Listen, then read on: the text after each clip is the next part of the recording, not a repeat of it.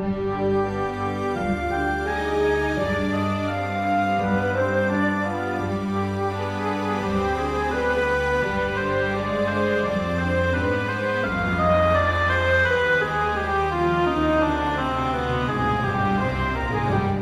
19. век, европскиот дел на османлиската држава станал една од најинтересните и најважните територии за политичките, економските и воените интереси на моќните европски држави.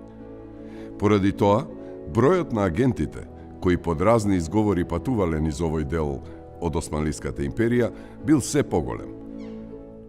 Меѓутоа, со оглед на тоа што политичката ситуација во 19. век во цела Европа е многу поразлична веќе, Османлиската империја почнува да опаѓа постепено, се насетува на нејзиниот пат, условно речено агресијата од Запад станува се поголема, да се добијат што поголеми податоци за таа територија и исто така од аспект на пазар за западните земји, за западната индустрија, манифактура која станува се помоќна, Османлиската империја станува се поинтересна. Поради тоа и патеписците кои се овде присутни во 19. век нудат многу поинакви информации за Македонија, за територијата на Македонија, која во исто време станува и интересен дел за народите други на Балканот кои почнуваат полека да се будат, да креваат востанија и да формираат своји национални држави, како што, например, е Грција, како што е Србија, кои уште во првата половина на 19. век ги формираат своите држави и веќе започнуваат да ги насочуваат своите погледи кон териториите на Османлиската империја на Балканот. Поради тоа, патеписците од 19. век се изворедни извори за да се согледа и политиката на европските држави кон Османлиската империја, но во исто време и кон Македонија како дел од тие османлиски територии. Се разбира, во ваквата ситуација многу важен сегмент од нивните патувања била територијата на Македонија поради нејзината централна положба во рамките на Балканскиот полуостров. Кон средината на споменатиот век, Македонија веќе била јасно дефинирана како природна целина со јасни географски граници и со минато поврзано пред се со славните времиња и освојувања на Филип и Александар Македонски. Во 19. век бројот на англиските патеписци е многу поголем ако се направи споредба со патеписците во 16. 17. век, кога имаме поголем број на француски патеписци. Тие англиски патеписци најчесто престојуваат овде по неколку месеци и имаат своји водичи, кои одлично ја познаваат територијата на Македонија. Таков е случајот со патеписот Едмунд Спенсер, кој патува низ Македонија со својот водич Ѓорги, кој ги познава одлично турскиот јазик, албанскиот јазик, македонскиот јазик и поминува од Скопје до Солун, тој го води Едмунд Спенсер низ Македонија. Тие луѓе во исто време им даваат податоци на патеписците за обичаите, за секојдневниот живот на луѓето, за начинот на нивната исхрана, на нивното облекување. И од тој аспект, покрај тоа што имаат овие патеписци политичка димензија, војна димензија, би рекол, повторно, оној вториот сегмент на тие патеписи, како што е секојдневниот живот, податоци за земјоделството, например, не знам, за флората, повторно заземаат место во патеписците. Еден од најначајните патеписци од тоа време бил англичанецот Едмунд Спенсер. Тој бил воено лице и затоа неговите патеписи веројатно имаат и воено-разузнавачки карактер. Тој го пропатувал целиот брег на Црно море. Бил во Грузија, на Кавказ, на Крим, бил меѓу татарите, а престојувал и во Македонија, Тракија, Албанија, Епир, Грција, пошто се вратил во Англија, каде издал повеќе книги за своите патувања. Во неговите патни забелешки оставил интересни податоци за неколку македонски градови. Неговиот опис тој го започнува со северните области на Македонија, од каде се чини и влегол на нејзина територија. Еве како тој го опишува тоа. Минувајќи крај караулата, патот не водеше низ разфрлени камења, се додека не пристигнавме до текот на реката Калкандел, при што, следејќи ги нејзините стрмни и непристапни брегови, дојдовме до едно место што подсетуваше на оаза во пустина, каде беше сместена убавата вила на пашата од Калканделен, Тетово, од каде што една патека не одведе до градот, древниот Кандилар. Калканделен е сместен на еден возвишен басен, почвата е алувијална и исклучително плодна. Во него има неколку илјади жители. Не е место од посебен интерес за патникот, со исклучок на неговата тутунска мануфактура и убавите вили на пашата, што представува копија на некоја тиролска колиба, украсена со светци и ангели и со пишани часослови што нашиот паша, како добар муслиман, ги беше заменил со букети цвеќе, арабески и цитати од Коранот. Напуштајќи го Калканделен, го минавме древниот мост преку реката Вардар, некогашен Аксиус, и одовде се искачивме на Дервенската планина, одејќи низ една убава пошумена долинка, каде што наидовме на насобрани карванџии кои го подготвуваа својот вечерен оброк. Разнобојните огнови, одделните и сликовити облеки на патниците, евреи, ерменци, цинцари, словени, грци и албанци, пружаа жива и интересна гледка во дивата планинска област. Мојот сопатник Ѓорги се однесуваше како да е дома. Сите ги познаваше. Беше пречекуван со гласни извици на добре дојде. Едно кебе, распослано на тревата, служеше како софра. Виното и ракијата се подаваа од рака на рака, при што во сето тоа имаше голема топлина и срдечност. Не баре се работеше за престој на некој мошне ценет пријател. Речиси, сите наши нови пријатели беа кираџии, луѓе кои со тоа се занимаваа од нивната најрана младост, пренесувајќи стока и трговци од еден крај на Турција до друг. Им беше дозволено да носат оружје и патуваа во група од 20 или 30, кога требаше да се помине некоја опасна област. Бидејќи припаѓаа на различни народи, изборуваа различни јазици, во нивната меѓусебна комуникација се користеа со локален дијалект, составен од словенски и грчки јазик, што им беше познат на сите.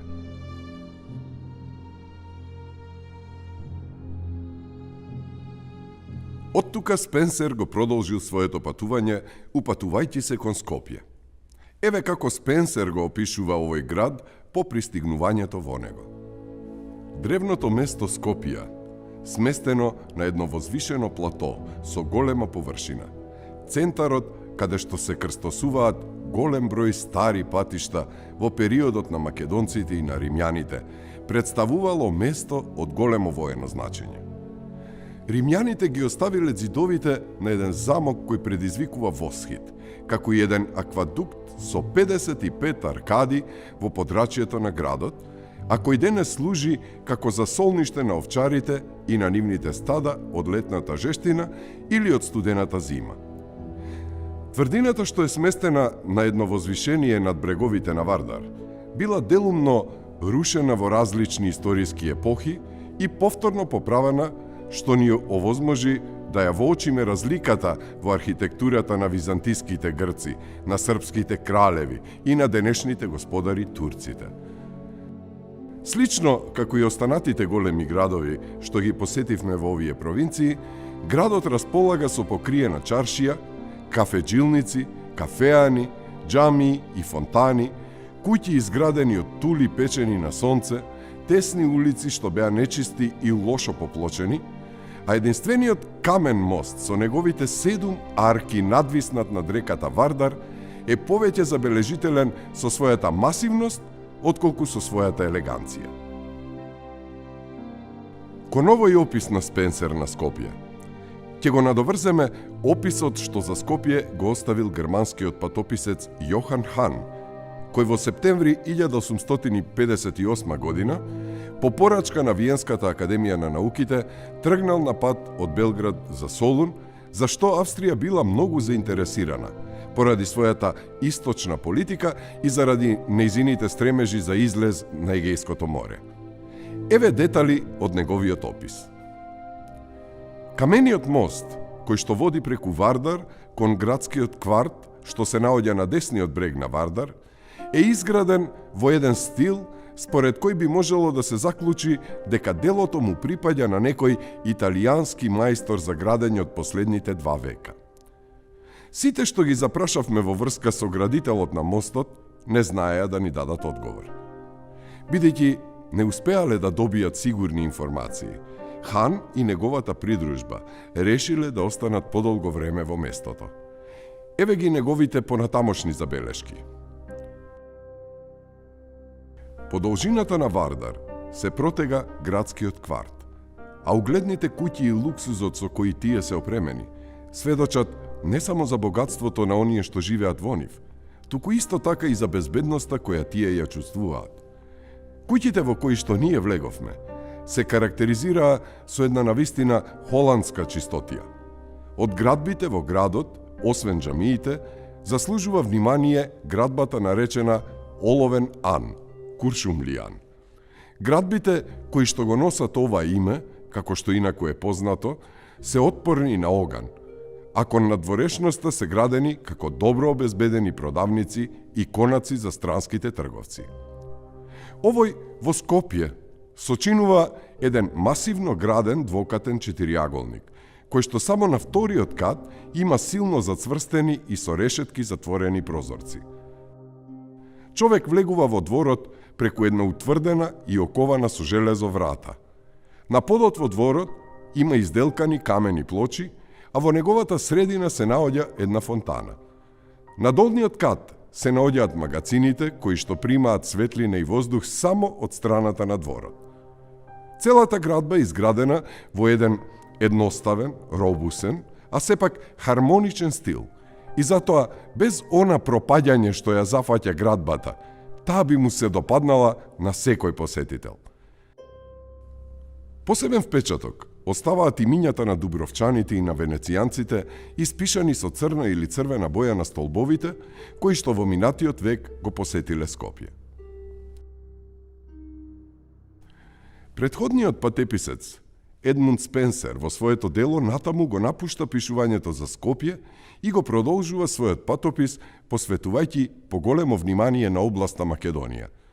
Тој пишува: плодната, пространа Македонија, која произведуваше секаков вид животни потреби со нејзините богати пристаништа на Егејското море, во текот на сите векови представуваше плен за сите успешни освојувачи на овие провинции. Да се освои овој драгоцен камен на европскиот дел од Турција, доскоро представуваше предизвик и за српскиот херој Црниот Ѓорѓе. Негова цел беше да го нападне Нови Пазар, при што беше свесен дека откако ќе го освои овој град и неговите високи заштитни планини, ќе биде во можност да се спушти кон плодните низини на Македонија, при што ќе може да ги изгони турците кон Константинопол, како што тоа го направија неговите предци. Сепак, Македонија, колку и да е изложена на надворешни инвазии, таа не е без внатрешна одбрана, при што само мал број земји се наоѓаат во подобра положба на овој план, поради позицијата на планините и клисурите, каде што е можно да се изведува герилско војување. Го напуштивме Скопје, одејќи по брегот на реката Вардар, при што патот не одведе кон Треска, една живописна река чиј брег е подеднакво богат и населен, а потоа нашето јавање го продолживме кон Крушево, Прилеп и Битола. На оваа река наидовме на еден од оние стари поплочени патишта на македонските кралеви од околу 1 јарда широк. Овде не е можно да се сретнат прекрасните шуми на Србија, Босна и на Горна Мизија. Според кажувањата, пред турските освојувања земјата била густо пошумена, но како резултат на постојните бунтувања на населението на кое шумите му служеле како засолниште, тие во голем дел биле уништени. Климата во Македонија во секој поглед е мощно топла. Во повисоките предели на овие области, зимата започнува во септември и трае се до почетокот на месец април. Сепак, населението е составено од прекрасни, здрави луѓе и е сосем безбедно од гушавост, што представува проклетство за поголемиот број од планинското население. Ние барем не сретнавме ниту еден таков случај, што е честа слика на тиролските планини во Швајцарија. Ова можеби се должи на тоа што водата содржи доволно количество магнезиум, за кој се вели дека представува превентива за ова заболување. Напуштајќи ја прекрасната долина на Треска, поминавме преку планината на пат за Критчово, Кичево, древната Скиртијана. Кичево е прекрасно, сместено во подножието на еден планински венец, овде-онде покриен со шума, еден освежителен предел во овие области на Македонија, каде што студениот гол камен често е главната карактеристика на пределот. Иако овие планини некаде се испреплетени со бројни плодни површини, мали долини или клисури каде што течат водите на Зајас, Карасу, Црна река и на неколку други помали реки што се влеваат во реката Вардар, сепак се чини дека земјата е добро прилагодлива за земјоделството. Го следевме текот на Карасу, или како што Ѓорги ја нарече Црната река, се до Перлип или Прилип, древниот Паремболе, еден значаен град кој што се состоеше од 5 до 6 илјади жители. На интересните остатоци од Српската империја во Македонија можеа да се сретнат на едно кусо растојание од градот. Величенствените остатоци на тврдината на српскиот јунак Марко Кралевиќ, што беше изградена на врвот на една карпа. Го испуштивме древниот Парамболе откако ја преминавме на еден дрвен мост реката Кандри, градска река, што тече низ градот. Нашите маки штотуку започнуваа затоа што на спротивниот брег моравме да се искачуваме по стрмнината на оголената планина. Но како компензација на нашата победа, уживавме во еден од најшироките и најпрекрасни пејзажи во овој дел на Македонија. Откако доволно се одморивме и се окрепивме, се спуштивме во една од најромантичните клисури каква што досега не сум видел во овие провинции. Како што напредувавме, клисурата се претвораше во низа од карпи во најфантастична форма. Потоа следеше една отворена долина што беше најтрудолюбиво обработена. Таму можеа да се видат памучни полиња, пченка и тутун, пасишта исполнети со овци и кози. Со задоволство ги забележав очигледниот напредок на селските колиби, како и на општата состојба на земјата и на луѓето, означувајќи еден цивилизацијски напредок. За време на мојот престој во Битола, јас уживав голема наклоност на реформаторски расположениот Валија и повремено го придружував за време на неговите излети.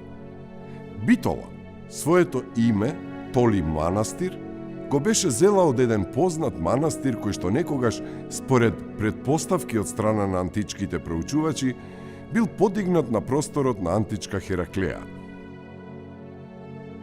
Тоа е седиште на везири од Румелија и на двајца паши, цивилен и воен, а се зборува дека во неа живеат 50.000 луѓе.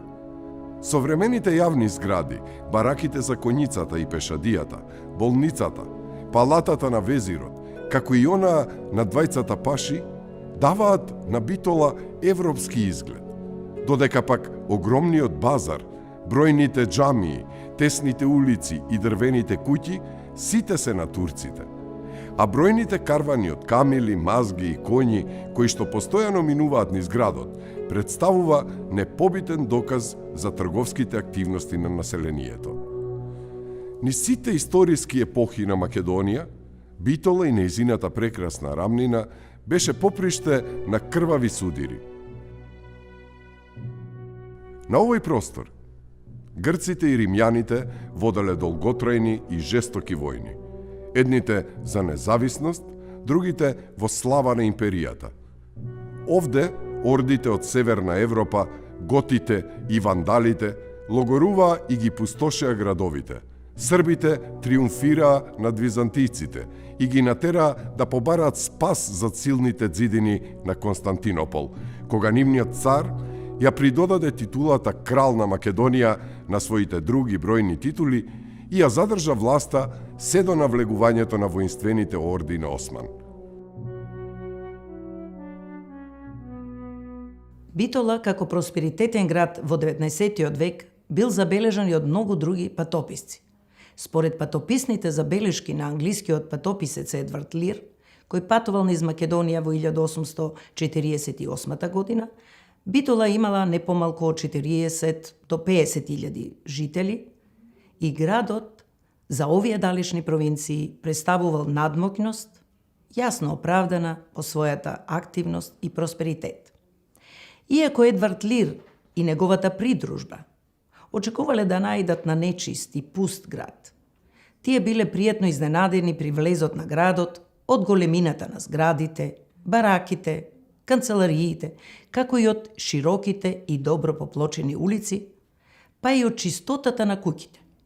Еве што забележал англискиот патописец Едвард Лир за Битола во своите патописни белешки кога патувал низ Македонија во 1848 година. Битола има не помалку од 40 до 50.000 жители и тој град за овие далечни провинции представува надмоќност, јасно оправдана по својата активност и просперитет. Мислевме дека сјајот и убавината на околината во градот ќе биде заменета со нечистотија и пустош. Но бев пријатно изненаден од големината на зградите, бараките и канцелариите при влезот на градот, како и од широките и добро поплочените улици, па и од чистотата на куќите. Пазарите беа крајно убави. Некои целосно покриени и осветлени со прозорци, други само делумно заштитени или полупокриени со рогозини, прострени на дрвени столбови. Како центар на сите воени операции поврзани со Северна и Јужна Албанија, Тесалија, Македонија и Босна, активноста и сјајот на Битола се доста значајни и ефектот посебно фрапира кога ќе се пристигне тука, како што направив јас откако поминав низ една дива и слабо населена територија. Брзо ќе бидеме изненадени од цивилизацијата што сме ја напуштиле за секогаш. Стражари, музичари, паши, палати, стражарници, турканици и безреди од трговските стоки кои се среќаваат на секој агол. Природната убавина на Битола е голема. Градот е изграден на западниот брег од една благородна рамнина, обиколен со интересно обликувани ридови, во една долина формирана од две високи планини, а меѓу овие снежни огради води патот за Охрид. Низ градот тече река, широк, мамлив порој, пресечен со многубројни мостови, повеќето дрвени, и на неколку од нив се гледаат редици мали дуќанчиња што заедно формираат еден широк и покриен пазар.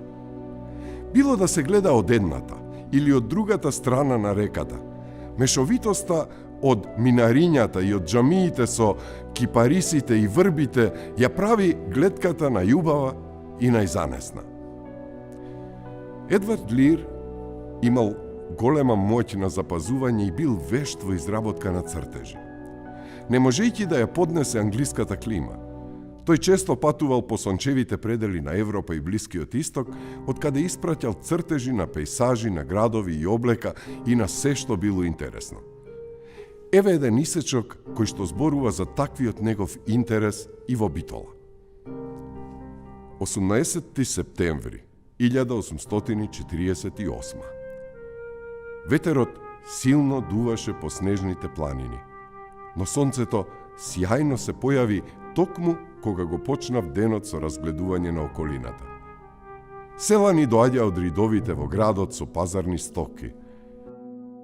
Облеката на жените се состои од еден црн долг елек со црвени пораби, ткаени с долништа, фустани, гамаши и марамчиња, црвени и ригести престилки, доста дебели, долги марами и црна свила ја придружуваа нивната коса во вид на плетенка.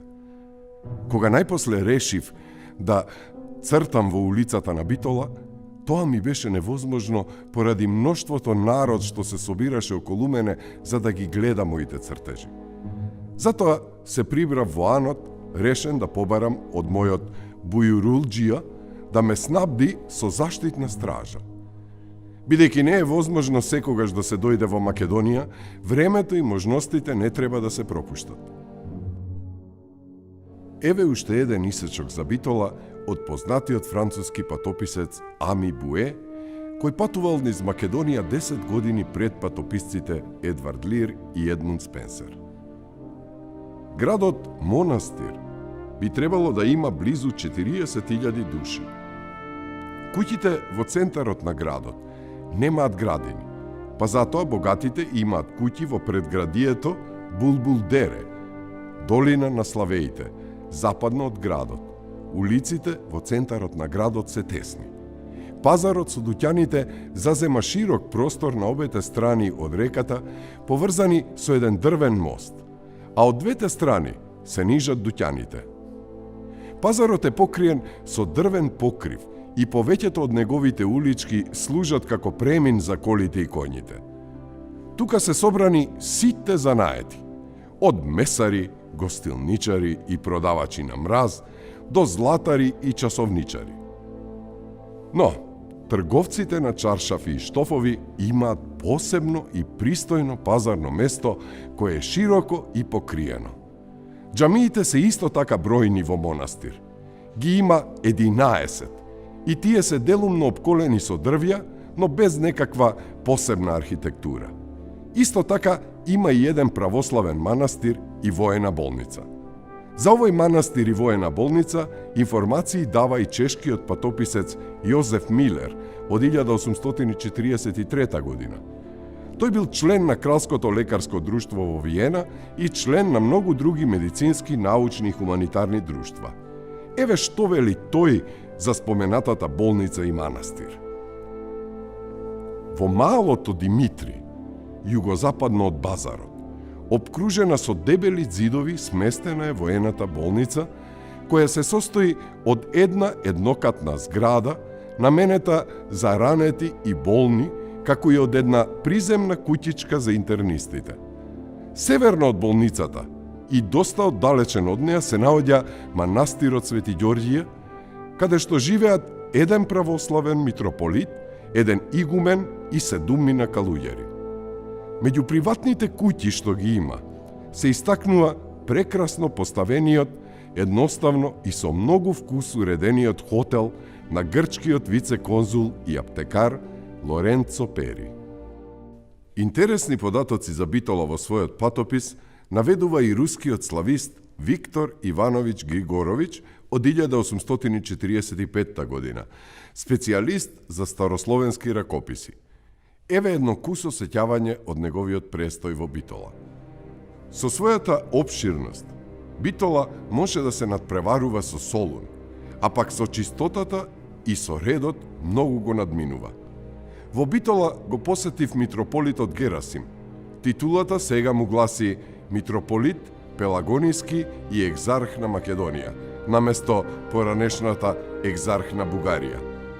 Ја разгледав единствената, но пространа црква Свети Димитрија, изградена на местото на многу други цркви. Ги разгледав околните места до градот, обкружен со гробишта, и бев во соседниот манастир по име Преображение. Ќе спомнам дека во овдешната митрополија за прв пат сретнав траги од чествување на словенските апостоли. На горните клироси во црквата се направени 2 параклиса во чест на Свети Климент и Наум, следбениците на Кирил и Методи.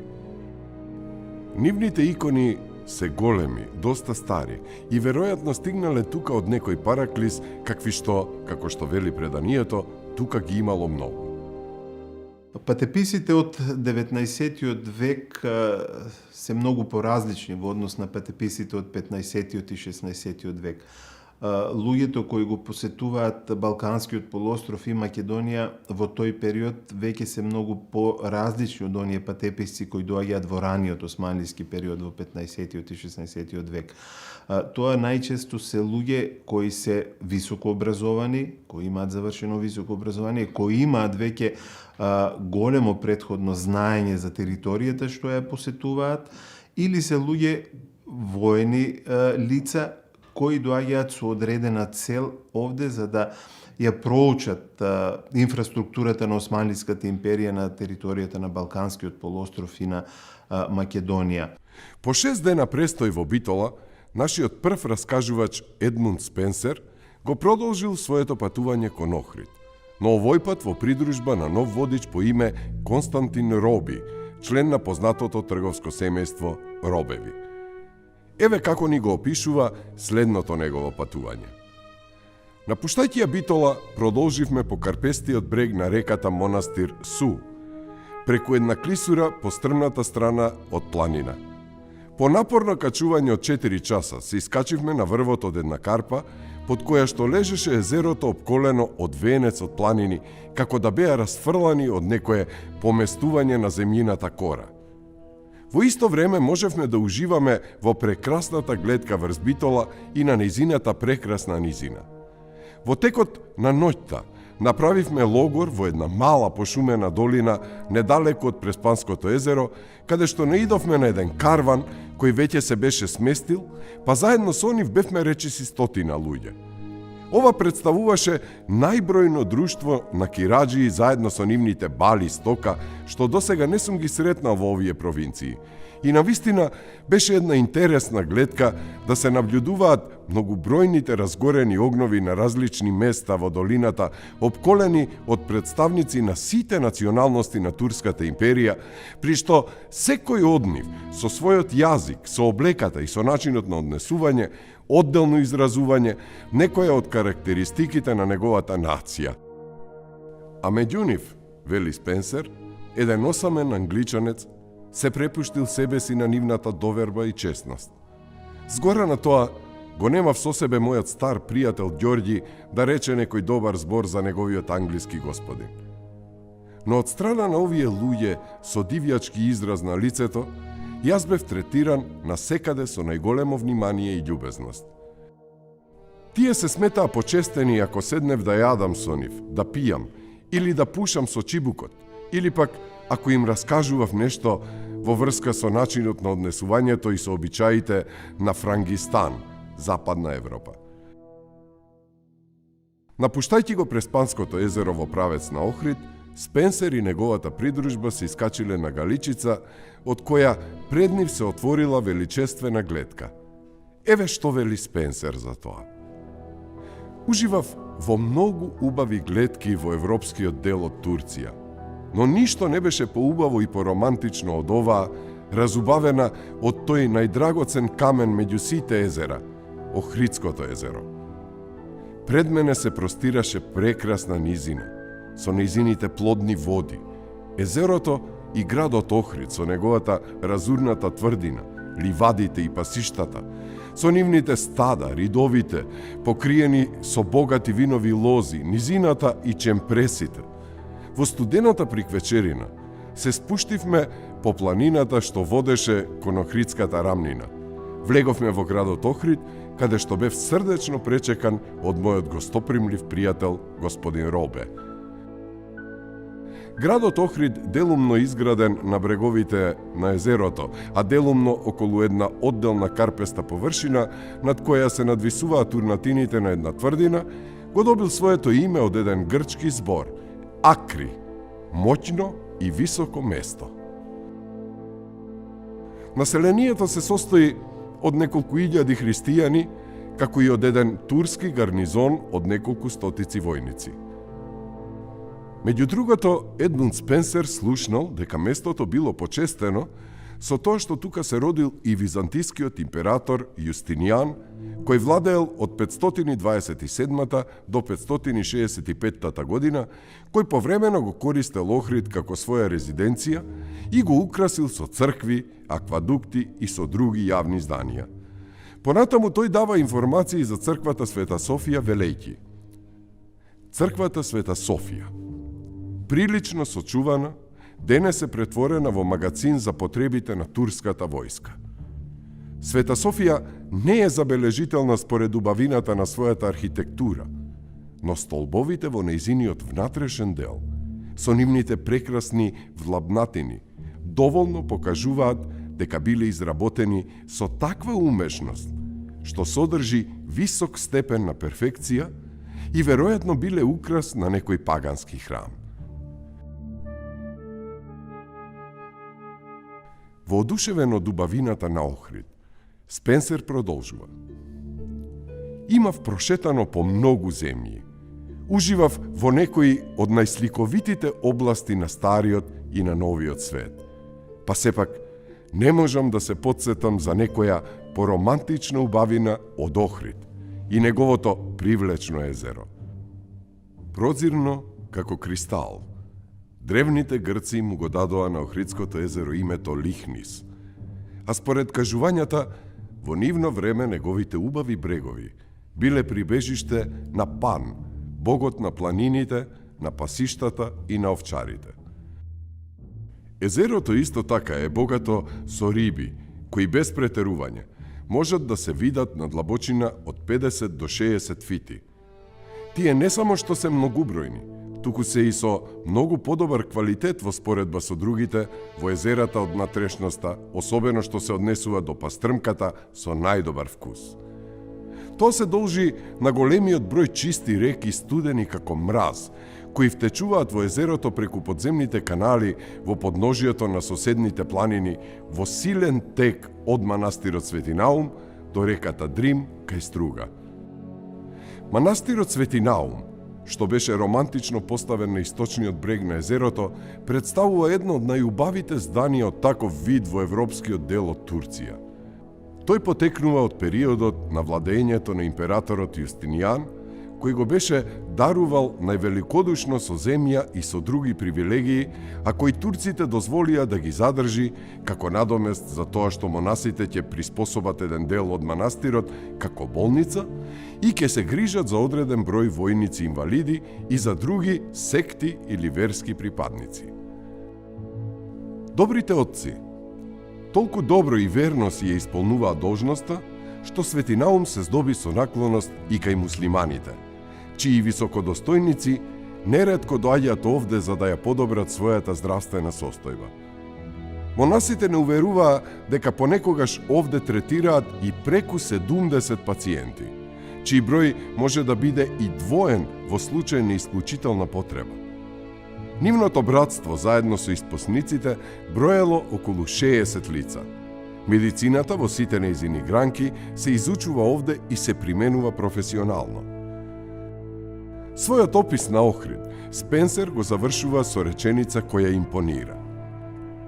Поради недостигот простор, вели тој, мораме да ја завршиме нашата скица за Охрид и неговото прекрасно езеро, кое доколку го видеше господинот Волтер, никогаш за Женева немаше да рече ова езеро е најубаво во светот.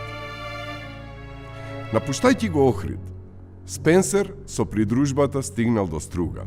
За неа тој пишува: Овде, врз основа на една претходна покана, го поминавме остатокот од денот и ја преспавме ноќта кај еден достоинствен човек, Деметриус Миладин, кој престојувал во Италија и во Трст и течно го зборуваше италијанскиот јазик.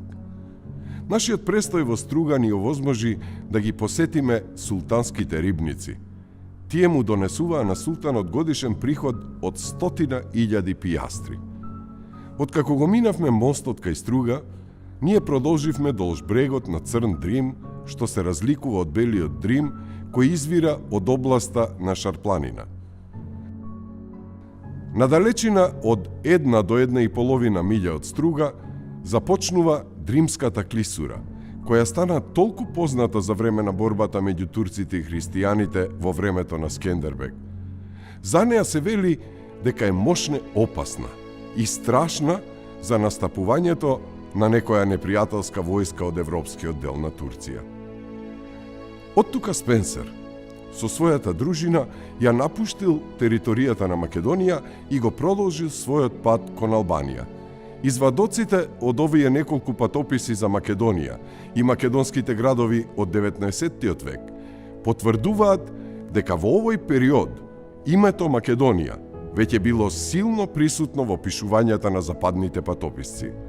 Сите тие имале хуманистичко образование и нивното сваќање на терминот Македонија било во контекст на нејзиното античко минато од времето на македонската античка држава.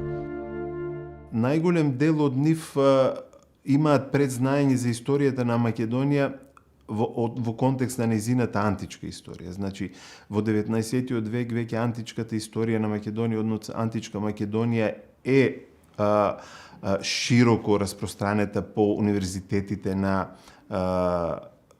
Западна Европа и таа античка Македонија во исто време и географски е точно лоцирана на територијата на Османлиската империја, на европската територија на Османлиската империја.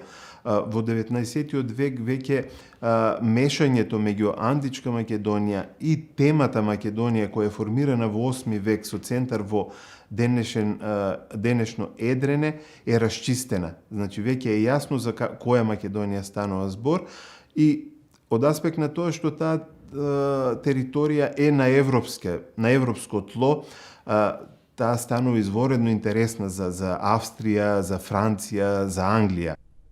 Тие генерално се придржувале до античките историски граници, кои во најголема мера и денес се основа на современото разграничување на областа Македонија.